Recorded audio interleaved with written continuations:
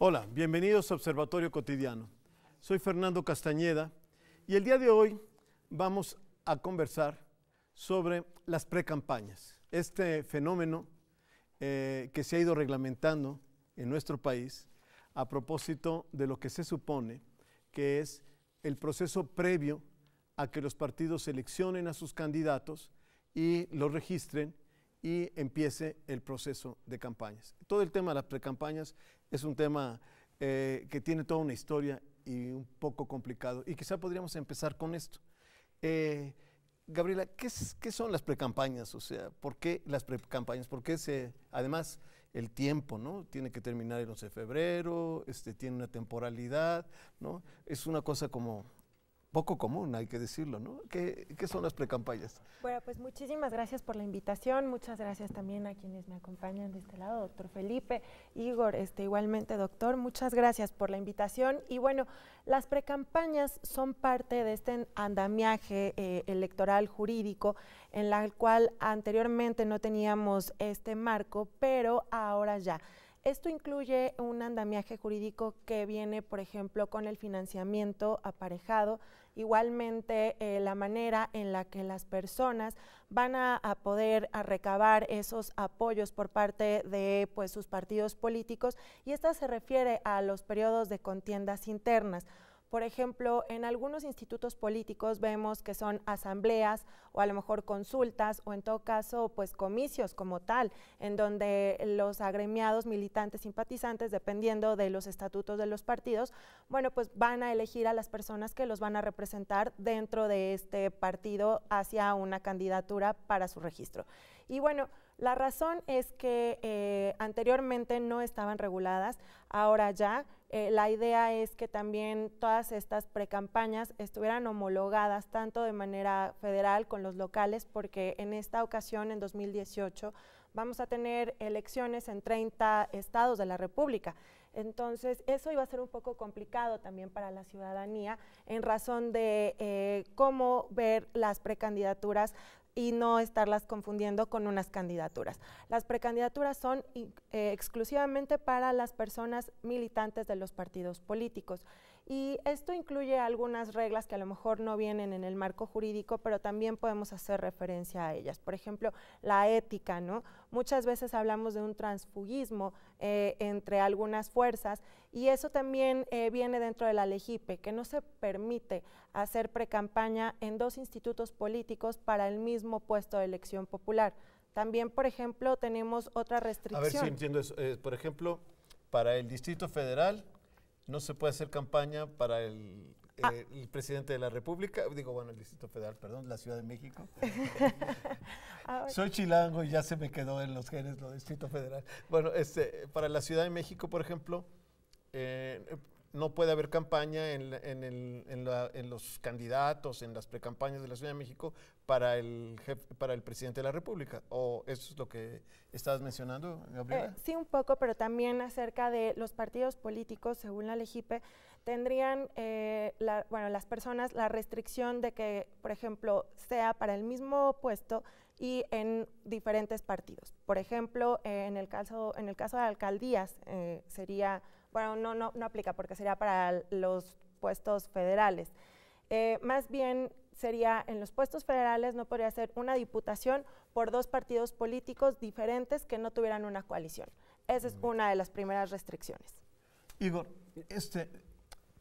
en parte todo esto viene de regular la publicidad, ¿no? Y la competencia política, ¿no? Y la competencia política. A ver, explícanos. Mira, decías un dato muy interesante, ¿de dónde surgieron las precampañas? Recordemos que a partir de 1997 hubo un gobernador que se dedicó 3 años antes a recorrer el país los fines de semana. La ley no le impedía como servidor público que los fines de semana los utilizara en actividades políticas, que fue Fox. Eso creó después un cierto desequilibrio, ¿no? Que es lo que hemos buscado a través de las reformas, y en ese contexto de competencia pues surge lo que son las precampañas políticas. Ahora, las precampañas regulan, como nos mencionaba Gabriela, un periodo de tiempo previo al arranque de lo que va a ser las campañas políticas, pero todavía queda este vacío de hasta dónde les permitimos a los políticos, entendiendo que son políticos profesionales y quieren desarrollar una carrera a través de diferentes cargos públicos, y hasta dónde tenemos que hacer esta normatividad que les va permitiendo hacer una serie de reuniones, siempre y cuando en el proceso de precampañas no llamen el voto para ser candidatos, ¿no? Es decir, este proceso son reuniones para obtener la campaña, pero sabiendo la mayoría de que sabemos que están buscando el cargo de presidente de la República, senador o diputado. Entonces creo que ese dato es importante. Y por ejemplo, cuando un candidato hace referencia a los otros candidatos de otros partidos. Ese es un tema interesante porque que no dice pide el voto, pero descalifica a los otros candidatos. Imaginemos un nombre y entonces resulta que coincide con el de un candidato. Imaginemos otro nombre, resulta que coincide con el candidato. Eso está dentro de la confrontación política, en el espacio que se da dentro de una confrontación política, pero con digamos, corsé de fuerza que no pueden salir en este momento a descalificar o señalar ciertos personajes. Yo, para cerrar esta primera participación, vería 3 aspectos que hay. Uno es la competencia, o sea, que implica las precampañas, las campañas, más equidad en la competencia. Más equidad en la competencia. Otro tiene que ver con el tema de la confrontación, es decir, con la confrontación política a través de los diferentes espacios. Y otro tiene que ver con un aspecto de promesas políticas, porque dentro de la precampaña van diciendo lo que harían, lo que no harían, si son candidatos, y estos 3 elementos yo creo que es lo que va a ser el pilar de la precampaña y de las campañas políticas. Felipe, y tú dime, ¿qué piensas? O sea, ¿tú crees que eso está bien? Bueno, en muy pocas partes del mundo hay eso de regular precampañas. A mí me parece que primero los políticos están en campaña todo el tiempo. Eso de que las campañas son cortas, en Estados Unidos aparentemente la campaña oficialmente empieza después de la convención, pero todos los candidatos llevan años haciendo campaña. Entonces, ya en Estados Unidos hoy hay varios candidatos ya oficializados para el 2020. Entonces, siempre hay campaña política. Restringir o hacer una precampaña tiene como objetivo simplemente que cada instituto político se abran las cartas de los aspirantes y los seleccionen entre ellos. Ahora, en el caso de México no ha habido precampaña. Estamos, a todas luces, en la campaña política. Yo me atrevería a decir, este es un marasmo dantesco, ¿verdad?, de la fragilidad, la debilidad y la falta de credibilidad que la población tiene en las sesiones políticas. El chapulinismo, el jaloneo, las descalificaciones, etcétera. Teóricamente te refieres solamente a tus militantes, pero resulta que realmente están dirigiéndose al público en general con el pretexto de hacer una campaña interna. Estamos totalmente metidos ya en la campaña, ya las últimas encuestas señalan preferencias electorales y no hay duda, los 3 candidatos principales hoy son por la alianza, por el PRI, Verde y PANAL, MIR, luego tenemos a Anaya por el PAN, PRD y Movimiento Ciudadano, y tenemos finalmente Morena con los otros partidos, el PT y el Partido de Encuentro Social. El Partido de Encuentro Social, y ya tenemos los 3 candidatos definidos, nadie tiene duda. Por eso hoy ya la situación está más en las expectativas. ¿Quién puede ganar las elecciones? Y hasta ahorita, bueno, pues los 2 candidatos que van despuntando son evidentemente Andrés Manuel, luego después Anaya y en tercer lugar mí. Ahora, estamos todavía muy al principio de la contienda electoral para pensar que estos datos son definitivos. Simplemente son una indicación de lo que ocurriría o podría ocurrir con la información y los datos que tenemos hasta hoy. A ver, ¿en qué sentido hay una equidad al regular las precampañas, por ejemplo? Porque lo que dice Felipe es muy importante. Es cierto, hay gente que ha venido haciendo campaña. El caso que se menciona más, porque todos lo sabemos, etcétera, es por ejemplo Andrés Manuel López Obrador. Andrés Manuel López Obrador, todo el mundo sabe que ha estado en campaña pues desde hace no sé cuánto tiempo, ¿no? Y bueno, pues ha hecho giras, ha hecho reuniones, ha hecho eventos. O sea, es un caso muy claro, ¿no? Que ha hecho precampañas. Hay otros que pues no se sabía nada todavía, ¿no? O incluso de repente apareció, ¿no? La lógica del PRI, hay que decirlo, ¿no? Es una lógica muy peculiar, ¿no? Donde el que se mueve no sale en la foto, entonces todo sale, se especula, se manejan nombres, pero no son tan visibles. ¿A qué me refiero? Hay uno que se ha expuesto mucho a las cámaras, a los medios de comunicación, hay otros que no lo conocen o no lo conocían, por ejemplo, Mid. En fin, hay diferencias, pero no sé si las precampañas ayudan a que esas diferencias se corrijan o se reduzcan, porque es muy claro, o sea, incluso los datos lo mostraban. Mid tenía un nivel de conocimiento muy bajo en la población. López Obrador lo conocía a todo el mundo. Y eso ya estaba antes de las precampañas, ¿no? Anaya estaba como a la mitad, ¿no? No sé cómo, de Anaya no recuerdo las cifras, ¿no? Pero digamos había un mayor reconocimiento de Anaya, ¿no? Pero al final de cuentas, las precampañas ayudan, equilibran esas diferencias, Gabriela.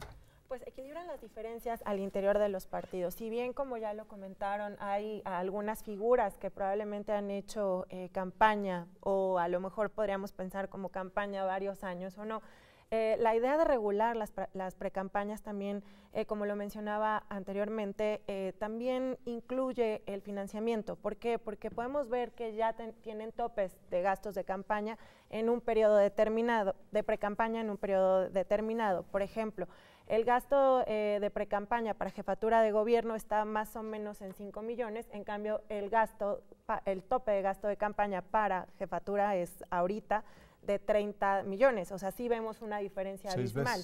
Exactamente, entonces creo que es algo bueno que tengamos ya un marco jurídico que esté regulando el financiamiento de las precampañas, porque verdaderamente sí podemos ver que a lo mejor hay quienes hacen campañas más onerosas que otros y que de alguna manera eso pueda desequilibrar en algún momento la contienda electoral. Sin embargo, bueno, pues las precampañas nos queda claro que es para también medir fuerzas dentro de los institutos políticos. Gabriela, hacemos un corte y continuamos, discutimos todo esto y otras cosas más.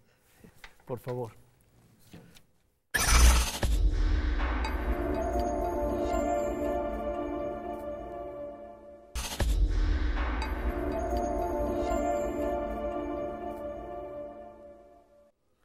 Bueno, estábamos platicando sobre las precampañas y cómo podían corregir cosas que ocurren inequitativas, porque algunos hacen campaña antes y tienen recursos para hacerlo por diversas razones, y otros no hacen campañas antes del proceso.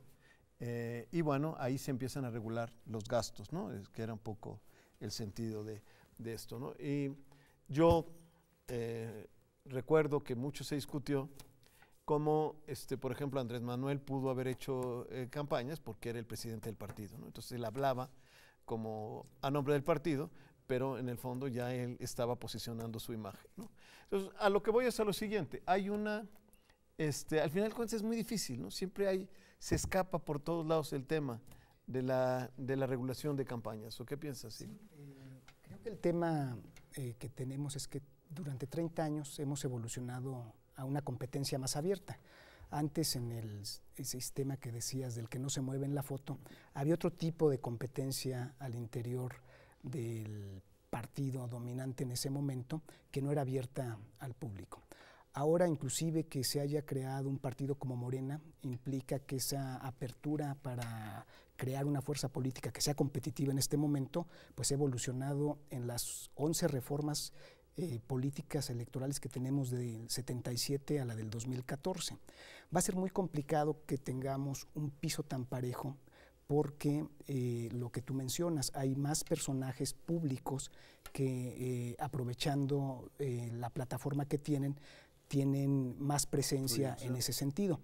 Pero de los 3 candidatos que tenemos, los 3 son políticos profesionales, es decir, han estado en la política de sus partidos, en el gobierno, y eso permite que estos procesos, precampaña, lo que va a venir después de las campañas, sea una buena fotografía de cómo somos como sistema político a la manera de competir. Si bien se ha avanzado en los topes de campaña, hay una fiscalización cada vez más importante de los órganos electorales, también hay un comportamiento de ciertos políticos de tener doble contabilidad. Entonces, podemos tener más reformas, pero a lo mejor valdría la pena preguntarnos, y esto algún académico alemán me lo comentó, y si México tiene una serie de reformas como la que acabo de mencionar, pero tal vez es la actitud de los políticos hacia este comportamiento, ¿no? Porque por un lado ellos mismos aprueban o sus partidos aprueban, y por otro lado buscan estas pequeñas lagunas para tratar de favorecerse en la competencia por el poder. Claro. Bueno, veamos, ¿y qué tal las precampañas? O sea, las reales, las que ya estamos viendo ahora. ¿Cómo han sido las precampañas? Bueno, tú ya habías mencionado, las precampañas teóricamente deberían tener un objetivo de abonar a la democracia interna de los partidos políticos. Como decía en mi intervención anterior, esto no ha sucedido en las presidenciales. Los candidatos han quedado perfectamente definidos, y me parece que una primera conclusión que podemos sacar de esta precampaña es que ningún partido tiene fuerza suficiente para lanzar una candidatura por su cuenta. El voto está terriblemente fraccionado, no hay partidos mayoritarios y todos se ven obligados a hacer alianzas. No hay nadie de los partidos políticos que en este momento pueda pensar que tiene la fuerza para garantizar que gana la elección de una manera mayoritaria. Esto me parece que plantea un problema de gobernabilidad institucional muy fuerte para el país. Finalmente lo que estamos viendo es alianzas. Ahora, también creo que esta precampaña trae otra idea que es importante. Los partidos tienen que negociar y tienen que alejarse de las radicalizaciones extremas. Entonces, hay gente que le llama la atención que el PAN y el PRD se hayan asociado. Es que no tenían de otra. Bueno, o se juntaban o a veces no hay una podían ortodoxia competir, que uno dice, ¿verdad? bueno, eso era cuando yo era estudiante. Exactamente. Esa fe ideológica, ¿no? Ahora no la tiene Bueno, el PRI, nadie. sin el verde ecologista, en un estado como Chiapas, que puede aportar 1 millón de votos a la contienda presidencial, es fundamental. Cosa que ahora parece un poco como en riesgo en los últimos trasiegos que ha habido por la nominación del candidato a Un gobernador dato en el del que estado, tú estás ¿no? mencionando muy Entonces, importante. hay una efervescencia política en la precampaña que es simplemente el antecedente de una campaña política a partir de marzo sumamente reñida. Y eso va a ser interesantísimo y muy importante para el país. Un dato que tiene que ver precisamente con el estado de Igor, y fue la elección del año pasado, lo que tú estás diciendo. Claro. El PRI no hubiera ganado sin el verde ecologista. Así es. O sea, Así es, con las alianzas. los votos que le dio el verde ecologista fue lo que permitió que ganara. El PRI estaba abajo de Morena en el número de votos. O sea, en el estado más importante del PRI, ¿no? Del Partido Revolucionario Institucional. Y sin embargo, sí, ¿no? Efectivamente, y vamos entonces a las campañas, a las precampañas en los estados, Pues en las entidades. Lo que mencionaba Gabriel es importante, también es otro proceso, por el sistema presidencial en el que estamos, jalan más en los medios las participaciones de los candidatos a la presidencia o los precandidatos, pero hay todo un proceso interno de los partidos a nivel local de los estados para sus procesos de selección, y en ello vamos viendo que ciertos partidos mantienen la disciplina que los caracteriza, otros tienen que hacer este tipo de alianzas, y nos da también una fotografía de lo que son los partidos políticos en México. O sea, los partidos políticos en México tienen también características regionales de su clase política, y eso a través de las precampañas, de las campañas, es una buena información, digamos, los que estudiamos partidos, de cómo realmente se comportan. No es lo mismo el partido verde en Chiapas que lo que puede ser en Guerrero, si existe en Guerrero, ¿no? No es lo mismo el PRD en Michoacán que lo que puede ser en Nuevo León. Entonces, este proceso de precampañas en los estados es una buena llamada de atención, porque además es el representante popular más próximo, el presidente municipal, que por primera vez tienen posibilidad de reelegirse. Entonces, vamos a ver este tema de la equidad. ¿Qué haces con un presidente municipal del municipio que quieran, que tiene recursos, que está más expuesto? ¿Cómo lo regulas en el momento de precampaña al pedir esta licencia? Entonces, es una información interesante. Coincido con ustedes, realmente las precampañas pues es un periodo de tiempo que la legislación marca que es muy puntual la legislación. En el caso presidencial son 60 días los topes de campaña, pero de lo que decía Felipe sí nos da una buena información de cómo son los políticos a nivel local. Estos políticos por lo general van a tener trayectorias estatales, nacionales, y es para el elector, ahora sí haciendo el anuncio de voto informado, yo creo que las precampañas y las campañas es buena información, porque los políticos no vienen de otra galaxia, sino que son reflejos también de la sociedad, de las prácticas políticas que tenemos, y observarlos en precampaña, aunque saturen con la espotización, con esto es importante para saber qué calidad de políticos vamos a tener. Eso que acabas de decir me parece fundamental, ¿no? Esa moda de la antipartidocracia y todas esas cosas, como si los partidos vinieran quién sabe de dónde, ¿no? Llegaron los partidos en naves extraterrestres y se establecieron y tomaron el control de nuestro país. O sea, efectivamente, o sea, esos liderazgos, esos partidos han surgido quizá de manera diferenciada en regiones diferentes o en momentos diferentes, pero al final de cuentas emanan, y las personas que militan los partidos emanan de movimientos sociales, de conflictos, de miles de cosas que ocurren en diferentes partes de nuestro país y en cualquier parte del mundo así es, ¿no? Así es. Entonces, de tradiciones políticas que hay, hasta de familias, etc. O sea, así es como se forman los partidos en todas partes del mundo y evidentemente tienes toda la razón, ¿no? A veces se maneja como si fueran entes extraños, ¿no? Ajenos a la democracia. Gabriela, y cuéntanos de la Ciudad de México. ¿Cómo van las precampañas? ¿Cómo las ves tú, las precampañas? Gracias. Pues bueno, en Ciudad de México tenemos ya el día 11 de febrero para que terminen las precampañas. Tenemos varias fuerzas electorales también en efervescencia, se podría decir así, porque inclusive tenemos a candidaturas sin partido, que no se incluyen en tiempos de precampaña, pero ellos hacen lo propio en la recopilación de apoyos ciudadanos. Entonces, tenemos por un lado en las precampañas la idea esta de los militantes, las militantes, escogiendo a la persona que los va a representar para ser parte de la boleta electoral, y por el otro tenemos a los sin partido, ¿no? Que tenemos esta figura en la Ciudad de México recabando apoyos ciudadanos. Entonces, estas dos etapas, que son de diferentes figuras jurídicas, se van a unir en campañas, y las campañas electorales empezarán en la Ciudad de México hasta el 30 de marzo en el caso de jefatura de gobierno y 29 de abril para alcaldías y diputaciones. Y pues realmente es novedoso porque en Ciudad de México tenemos estas figuras que son alcaldías, no se había hecho un ejercicio así en la Ciudad de México y es la primera vez. Entonces no nada más para las personas que están en precampañas con jefatura de gobierno, sino también para quienes van a ser parte de las planillas de alcaldía. Va a ser sin duda todo un reto. Entonces estamos muy en la expectativa y evidentemente pues listos para echar a andar también un voto informado. Qué bueno. No se les olvide lo de voto informado. Bueno, pues lamentablemente se nos acaba el tiempo. Pero yo creo que es muy importante. Efectivamente, las precampañas en muchos analistas, y creo que con razones importantes, han sido tema de cuestionamiento, han sido objeto de crítica, también los controles de los gastos, etcétera.